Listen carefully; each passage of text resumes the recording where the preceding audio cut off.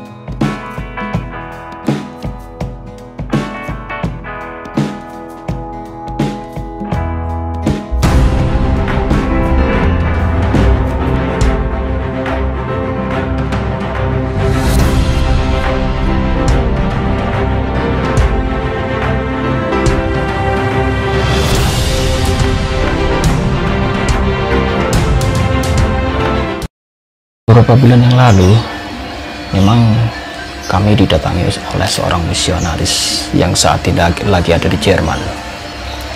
Siapa lagi kalau bukan Paul Zeng.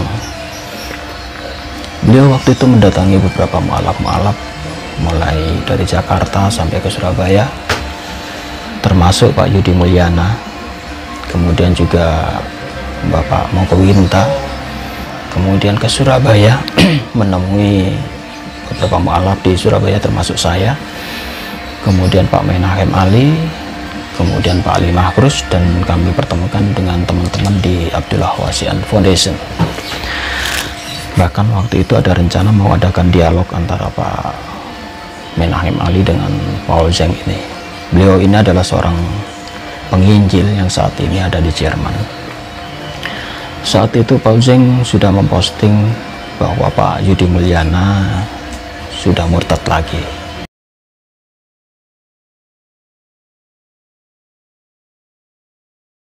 Tapi waktu itu saya tidak percaya. Kemudian ada video bahwa Pak Ali Mahrus yang beliau datangi juga waktu itu di Surabaya dengan saya, Pak Ali Mahrus juga sudah dimurtadkan lagi oleh dia. Dia kirim fotonya bahwa Pak Ali Mahrus sudah dibaptis.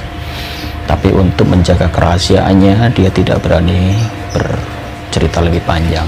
Dan anehnya Pak Ali Mahrus sendiri sewaktu saya hubungi, beliau hanya bilang hoaks saja, tapi tidak berani mengklarifikasi secara langsung, baik itu melalui tulisan maupun melalui video. Yang jelas kita prihatin, gerakan-gerakan mereka saat ini sangat gencar, penginjilan sangat aktif. Apa yang dilakukan Paul Zeng, mendatangi para mualaf-mualaf, kemudian menawarkan berbagai hal untuk kembali menjadi Kristen lagi. Yang jelas kalau Pak Yudi Mulyana ini berhasil mereka murtadkan lagi, itu adalah suatu prestasi besar. Karena apa? Karena Pak Yudi Mulyana sudah Muslim 11 tahun, bahkan sudah ditarik ke Departemen Agama Islam waktu itu, menjadi Bimas Islam di Surabaya. Sekarang udah pindah di Surabaya waktu itu ya. Waktu itu masih ada di Cirebon. Kalau Pak Yudi Mulyana ini betul-betul sudah menjadi Kristen lagi, ini memang suatu prestasi besar buat para penginjil-penginjil semacam Paul Zeng yang sudah berhasil menarik kembali mereka yang sudah menjadi Islam kembali menjadi Kristen. Banyak hal memang mengapa seseorang bisa kembali lagi. Pertama adalah masalah keluarga, kedua masalah ekonomi. Kami juga ditawarkan beberapa hal, memang beberapa orang ditawarkan untuk kembali menjadi Kristen dan menjadi penginjil, ya karena faktor ekonomi, akhirnya mereka bisa kembali menjadi murtad. Seperti Pak Ali Makrus juga sama. Kami dari Abdullah Wasian Foundation waktu itu sudah memualafkan beliau, dan beberapa kali juga sudah kita pakai menjadi moderator di setiap acara diskusi lintas agama di Abdullah Wasian Foundation. Setelah bertemu dengan Paul Cheng, ada pendekatan-pendekatan ekonomi yang kita tahu sendiri bahwa Pak Ali Makrus ini sampai hari ini, menurut keterangan beliau pada saya waktu itu, masih mendapat tunjangan dari gereja, masih dapat sembako, masih mendapatkan uang tunjangan dan sebagainya, karena waktu itu kartu identitas pendetanya belum dicabut. Bahkan anaknya masih sekolah di sekolah teologi di Malang, calon pendeta juga. Memang berat, mualaf-mualaf yang saat ini sudah masuk Islam, kemudian terkendala di beberapa hal termasuk ekonomi, itu yang menjadi bidikan orang-orang misionaris untuk menarik mereka kembali, apalagi mereka adalah seorang tokoh. Bahkan isunya waktu itu Bapak Moko Ginta juga diisukan kembali menjadi murtad. Saya berharap mereka kembali sadar bahwa apa yang mereka lakukan itu adalah pilihan hidup atau mati nanti di hari kelak. Saat hidup kita masih diberi kesempatan untuk bertobat, tetapi kalau sudah mati, maka bertobat itu sudah sia-sia. Assalamualaikum warahmatullahi wabarakatuh. Alhamdulillah, pada kesempatan yang berbahagia ini, kami secara pribadi, Muhammad Ali Makrus atau Markus, membuat satu pernyataan sikap kepada seluruh umat Islam dimanapun berada. Di dalam hati kami yang paling dalam dan setulus-tulusnya, ini adalah kejujuran hati kami untuk meminta maaf kepada seluruh umat Islam di seluruh Indonesia, khususnya kepada beliau Ustadz Jafar Umar Siddiq selaku Umar Tholif selaku Panglima Laskar Jihad, dan juga kepada beliau Habib Rizik selaku Ketua FPI di Indonesia ini. Sekali lagi saya mohon maaf yang sebesar-besarnya atas segala bentuk kesaksian saya yang dalam kaset. Kami sudah mencabutnya. Kami berterima kasih karena kami sudah disadarkan kembali, dan kami juga berterima kasih kepada rekan-rekan yang sudah banyak membawa satu hal sehingga kami boleh sadar akan kesalahan kami. Namun di sini kami ingin sedikit menerangkan bahwa kami tidak ada unsur kesengajaan untuk merekam atau direkam menggandakan dalam bentuk kaset apapun. Kami tidak pernah tahu tentang bentuk rekaman itu. Namun kami sadar bahwa memang ini adalah salah satu kesalahan dalam kesaksian kami. Kami sekali lagi mohon maaf yang sebesar-besarnya.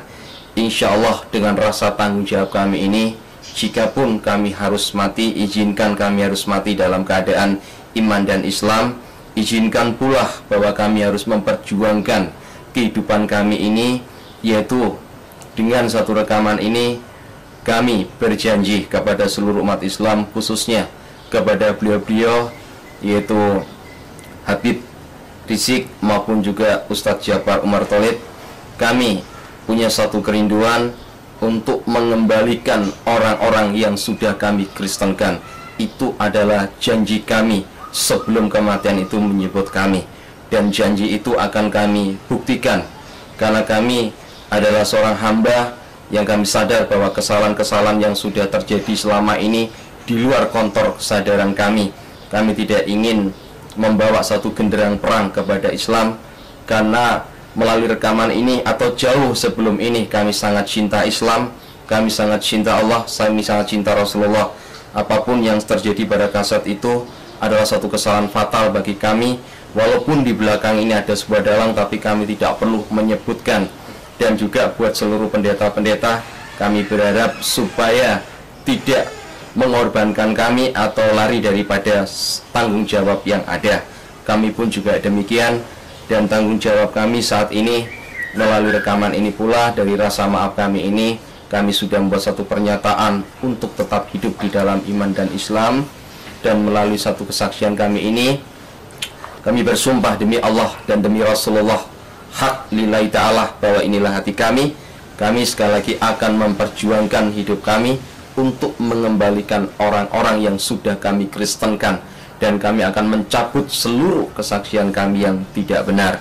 Saya berterima kasih atas teguran keras dari Ustadz Jabar Umar Tholib, juga kepada beliau Habib Rizik. Kami sangat berterima kasih, dan teguran itu adalah sebuah cambuk pelajaran yang terbaik di dalam kehidupan kami.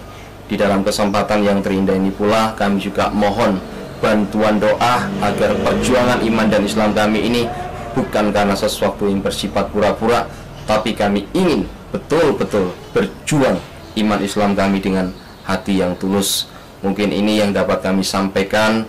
Besar hati kami untuk memohon maaf kepada seluruh umat Islam yang ada di Indonesia, dan kami tetap mohon dukungan doanya agar kami dapat melanjutkan perjuangan ini. Kami mungkin dapat mengakhiri sampai di sini. Wassalamualaikum warahmatullahi wabarakatuh. Berita pada waktu itu, saya disuruh minta untuk bersahadat memang, tapi saya tolak. Tetapi yang lainnya, karena pada waktu itu saya dikepung, itu bukan sedikit. Yang di depan rumah itu kalau 100 orang sudah lebih, yang di ruangan tamu itu sekitar hampir 60 yang mengelitari saya dan ya, mendikte saya. Dan posisi anak saya yang paling ragil ini bersama kakaknya, itu dibawa oleh orang FPI sampai 3 hari dengan tekanan kalau tidak menuruti atau menandatangani surat dari MUI, tidak akan dipulangkan anak saya ini. Salah satunya yang saya bawa ini, yang ragil ini gitu. Ya, puji Tuhan, saya hambanya yang terkasih, saya Ali Makrus At-Tamimi. Apapun yang menjadi berita di luar sana, itu hak seseorang berpandangan dan berpendapat. Tapi perlu diketahui, mulai tahun 2004 hingga sampai tahun 2017, saya Ali Makrus bersama istri sama 5 anak saya tidak pernah meninggalkan Tuhan Yesus dan tetap hidup di dalam Tuhan Yesus. Dan hanya Tuhan yang Maha Tahu. Saya tidak mengadakan pembenaran diri dalam masalah ini, tapi saya ingin menyatakan sikap saya bahwa sampai detik hari ini, insya Allah sampai husnul khatimah, saya tetap melayani Yesus. Ya, saya bukan di luar Yesus, saya murid Yesus, tetap jihad fil sabilillah di dalam jalan Tuhan Yesus. Saya anaknya, saya hambanya, saya sahabatnya, siap berjihad, mati pun saya juga sudah siap, karena anak-anak saya sudah besar. Saya tetap akan berjalan dalam jalan Tuhan. Biarlah ucapan saya ini bukan saja sekedar disaksikan para hamba-hambanya di sini, tapi akan saya pertanggungjawabkan di fid dunya wal akhirat. Akan saya pertanggungjawabkan sampai akhir hayat saya. Terima kasih. Tuhan Yesus memberkati.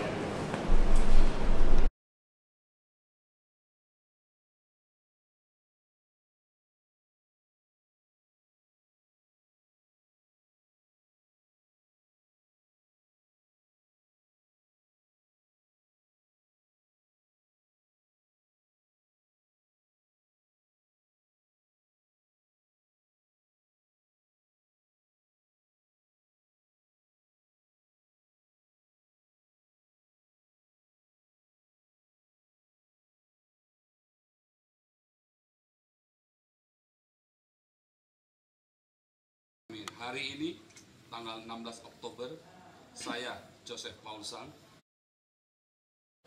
telah menjadi saksi bahwa saudara kami, Ali Makrus At-Tamimi, telah kembali ke dalam komunitas Kerajaan Allah dan siap untuk memberitakan Injil Kerajaan Allah. Baik atau tidak baik waktunya dan apapun resikonya. Win the loss at any cost, berapapun harganya. Dalam nama Yesus. Amin. Amin. Haleluya. Yes. Selamat bergabung kembali, Pak.